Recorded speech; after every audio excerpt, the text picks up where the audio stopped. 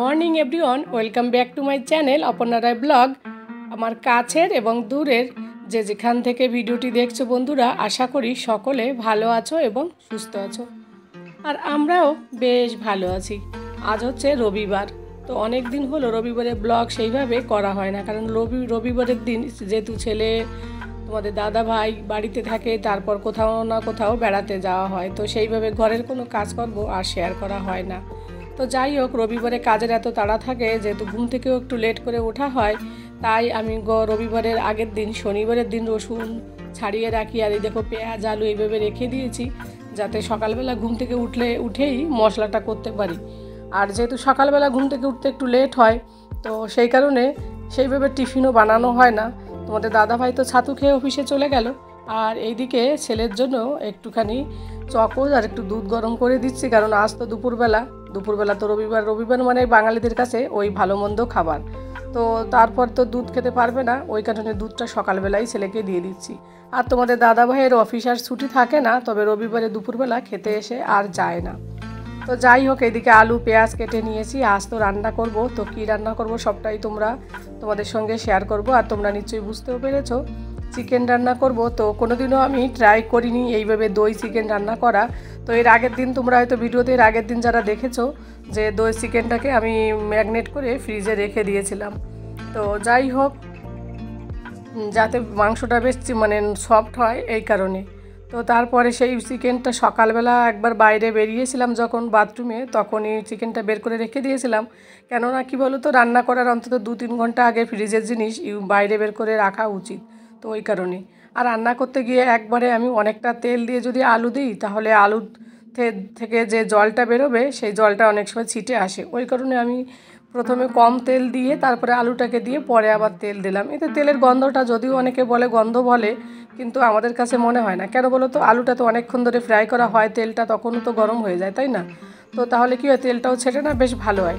তারপরে একটুখানি পেঁয়াজ দিলাম, একটুখানি পেঁয়াজ না, আজ অনেক পেঁয়াজ দিয়েছি, যেহেতু শুধু চিকেন কষা করব, কোনো ঝোল করব না, দই চিকেন। তো চিকেনের পেঁয়াজটা একটু বেশি দিলে কি হয়, ঝোলের দেওয়া দরকার হয় না। তারপরে ছেলেকে হোমওয়ার্ক করতে দিয়েছি। তা পড়তে না পড়তে কিছুক্ষণ পরে বলছে মামা জুস খাবো। তো এই জুসটা এখনও ভাঙা হয়নি, তো ভাবলাম ঠিক আছে এইটাই খেয়ে নে, ওর আবার এইটা খেতে ভালো লাগে, তো এইটাই ওই জন্য খুলে দেওয়া হলো। তো আমি বললাম এত ঠান্ডা বাবু, তো বলে দাঁড়াও একটু পরে খাচ্ছি। তো এইভাবে ঢেকে রেখে দিয়েছিলাম কিছুক্ষণ, তারপরে আবার এসে বলছে এখন আর খাবো। তবে বেশি সময় আর রাখতে দেয়নি, বাচ্চা ছেলে তো কোনো খাবার দেখলে বেশি সময় থাকতে পারে না, তাই না?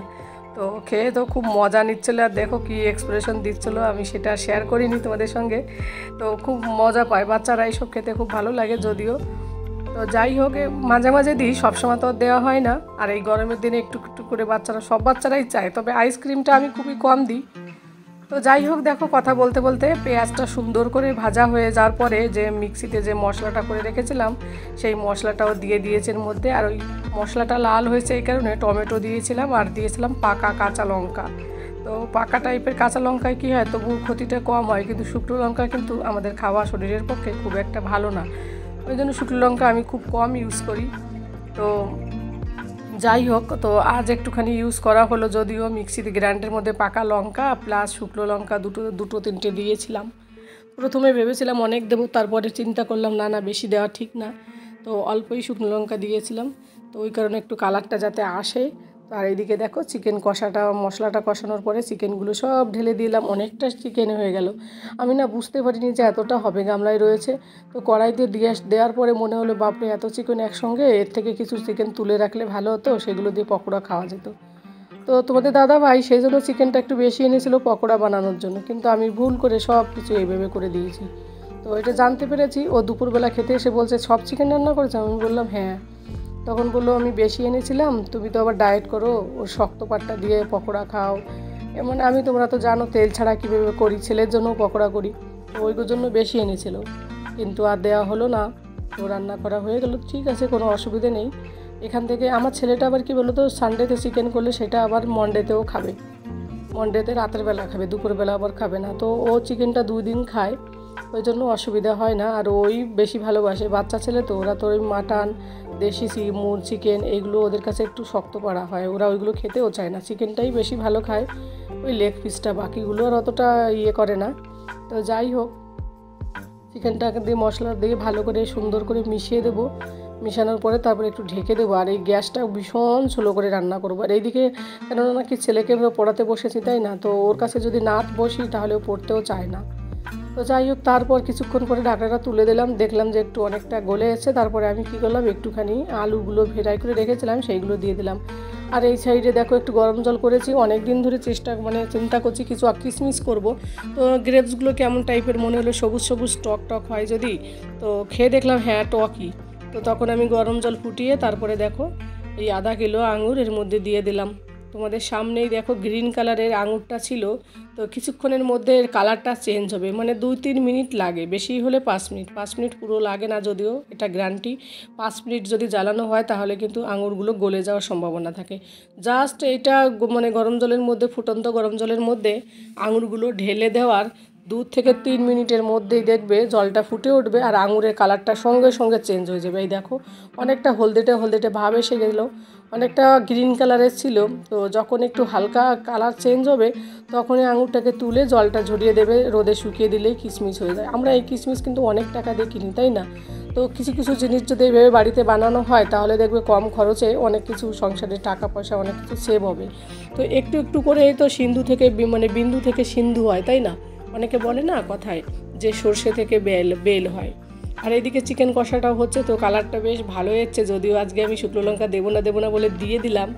তো ওই কারণে এখন আমি আঙুরটাকে তুলে ফেলবো, তুলে জলটা ঝরিয়ে তারপরে তোমাদের দাদাভাই দুপুরবেলা যখন আসবে ওকে বলবো ছাদে রেখে দিয়ে আসতে, কারণ আমার আর ছাদে যাওয়ার এখন সময় হয়নি মানে হচ্ছে না, রান্নাবান্না ছেলেকে নিয়ে ভিজিয়েছি, ছাদে যাব না ওই কারণে এখন আর। তো যাই হোক, তারপরে আবার একটু পায়ে ব্যথা, এতগুলো সিঁড়ি বেয়ে ছাদে উঠতে খুবই অসুবিধা হয়। তো আমি ওকে বলেছিলাম, এর আগের ভিডিওতে তোমাদের বললাম যে অনেকগুলো নিয়ে এসো, কিন্তু এখন এতটা দাম বেড়ে গেছে, এখন আর অত আঙুর কেনা হবে না, সেই কিশমিশের সমান দাম হয়ে যাবে। তো যাই হোক, দেখো জলটা ঝরাতে দিয়ে এলাম, বেসিনের কাছে নিয়ে এসে জল ঝরানোর যে একটা ঝুড়ি আছে আমার, ওইটাতে জল ঝরতে দিয়ে এই দেখো ফ্যানের নিচে রেখে দেবো। মানে নর্মাল যে ফ্যান চালানো হয় ঘরে, ফ্যানের ঘরে মানে ডাইনিং রুমেই রেখে দিলেই হবে। আর এইদিকে দেখো কালারটা কেমন হয়েছে, সেই সময় কেমন মনে হচ্ছিলো, হলদে গ্রিন মনে হচ্ছিলো, তো আর এখন একটু হলদে বলো কেমন হয়েছে অবশ্যই কমেন্ট করে জানিও। আর তোমরাও বাড়িতে একবার এইভাবে আঙুর থেকে কিশমিশ কীভাবে বানাবে এই পদ্ধতিটা অবশ্যই একবার ট্রাই করবে, দেখবে খুব ভালো লাগবে। বাড়িতে বানানোর জিনিস কিন্তু সব কিছুই ভালোই হয়, তাই না? তো যাই হোক, এভাবে রেখে দিলাম, পরে কিশমিশ করে নেব, মানে ছাদে তো মানে শুকিয়ে গেলেই তো কিশমিশ হয়ে যাবে, তাই না? তো যাই হোক, আমি প্রথমবার নাই দ্বিতীয়বার ট্রাই করলাম, এর আগে একদিন তোমাদের সঙ্গে ভিডিওতে শেয়ার করেছি আর আজ আবার। আর এদিকে এতটা চিকেন না, একটু বড় পিস করা হয়েছিল, চিকেনগুলো এখনও ভালো করে হয়নি, তো এখনও দেখছি অনেক টাইম লাগবে। তো আবার ওই গ্যাসের ওই সাইড থেকে এই সাইডে আবার নিয়ে এলাম।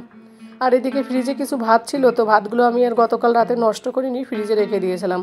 তো এইগুলোকে একটু হালকা গরম জল করে, গুনগুনো গরম জল করে তারপরে ভাতের জলটা ফেলে দিলেই ভাতটা আবার গরম হয়ে যাবে। এইভাবেই ভাতের জলটা আমি গরম করি।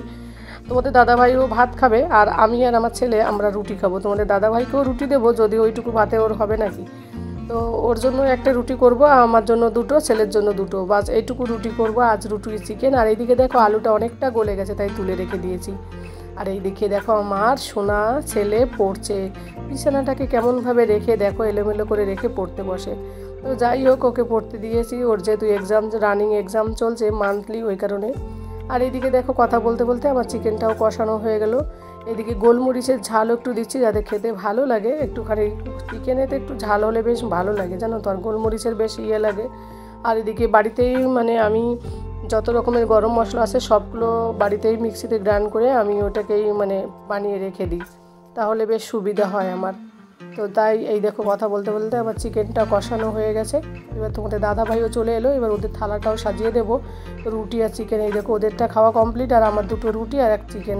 তারপরে রান্নাঘরটাকে সুন্দর করে পরিষ্কার করব, যেহেতু চিকেন রান্না করলে দেখবে ঘরটা কেমন টাইপের গন্ধ হয়ে যায় রান্নাঘরটা, আর একটু সুন্দর করে পরিষ্কার না করলে আরও বেশ নোংরা লাগে। তো যাই হোক, এ পর্যায়ে যারা আমার সাথে আছো তাদেরকে অনেক অনেক ভালোবাসা।